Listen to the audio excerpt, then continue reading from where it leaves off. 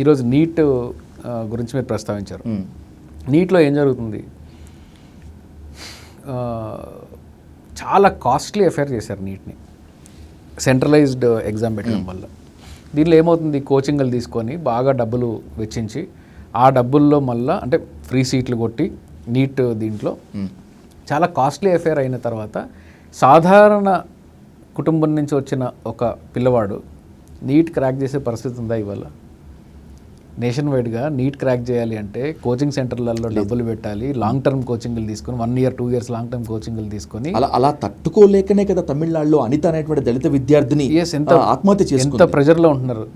So ఈ సిస్టంలో ఏం చేశారు, బాగా డబ్బులుండి అంటే కష్టం ఒకటే సరిపోదు, ఈ ఎంట్రన్స్ క్రైటీరియాని కూడా ఇండైరెక్ట్గా దీంట్లోకి ఇండైరెక్ట్గా ఎస్సీ ఎస్టీలని బీసీలని దీనిలో నుంచి ఎక్స్క్లూడ్ చేయడానికి ఈ నీట్ అనే ఒక ప్రక్రియను తీసుకొని వచ్చారు. దాంట్లో కూడా బాగా డబ్బులు ఉన్న వాళ్ళు, బాగా ఈ కంపీట్ చేయగలిగిన పరిస్థితుల్లో ఉన్నవాళ్ళు, కోచింగ్ సెంటర్లలోకి వెళ్ళి పరిస్థితులు ఉన్నవాళ్ళు, వాళ్ళకి మాత్రమే ఈరోజు నీట్ అందుబాటులో ఉండే పరిస్థితిని కలిగించేశారు దాన్ని. సో మీకు ఇవన్నిటికీ సమాధానం ఏంటి? ఓకే, రిజర్వేషన్లు వద్దనుకుందాం. ఈరోజు ఎప్పుడు వద్దు అవుతుంది అంటే అందరికీ సమానమైన విద్య ఉన్నప్పుడు. మీరు ఎడ్యుకేషన్ని నేషనలైజ్ చేయండి, మొత్తం ఎడ్యుకేషన్ సెక్టర్ ఫ్రీ ఎడ్యుకేషన్ చేయండి. మీకు ప్రైమరీ ఎడ్యుకేషన్ నుంచి అట్లీస్ట్ గ్రాడ్యుయేషన్ వరకు అందరికీ ఈక్వల్ ఎడ్యుకేషన్ మొత్తం నేషనలైజ్ చేసేయండి ఎడ్యుకేషన్ని. రిజర్వేషన్ అవసరం ఉండదు అప్పుడు. అట్లీస్ట్ అంటే ఒక్కొక్క దశలో మనము ఎడ్యుకేషన్ సెక్టర్లో రిజర్వేషన్ని తీసేయచ్చు అప్పుడు. అట్లాగే ఎంప్లాయ్మెంట్కి వచ్చిన తర్వాత కూడా ఎంప్లాయ్మెంట్లో బ్యాలెన్స్ క్రియేట్ చేసేటట్టు over period of time review చేయండి. ఎవరెవరు వస్తున్నారు, ఎందుకు రాలేకపోతున్నారు, మరి వీళ్ళందరికీ ఎడ్యుకేషన్ వస్తుంది కదా అని చెప్పేసి రివ్యూ చేయండి. నంబర్స్ ఏవి?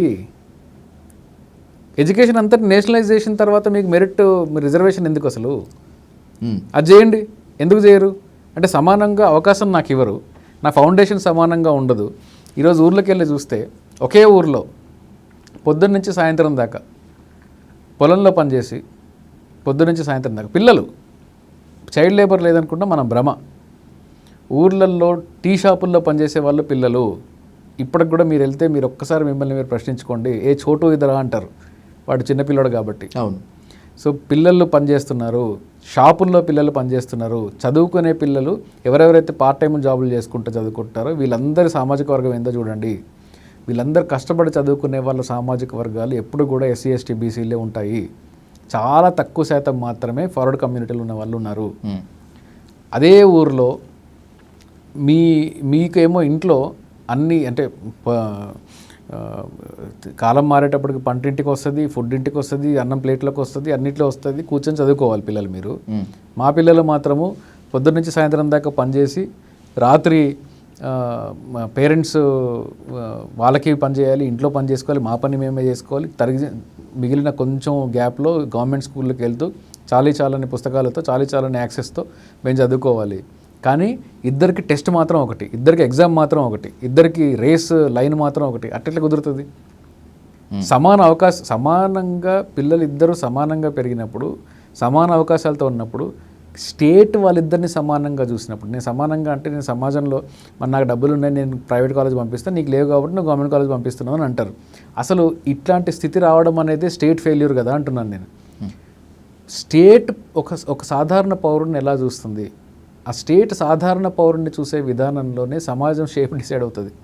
సో వీళ్ళిద్దరికీ సమానంగా ఒక అవకాశాన్ని క్రియేట్ చేయలేని రాజ్యము ఎట్లా మీరు రిజర్వేషన్ని తీస్తానంటే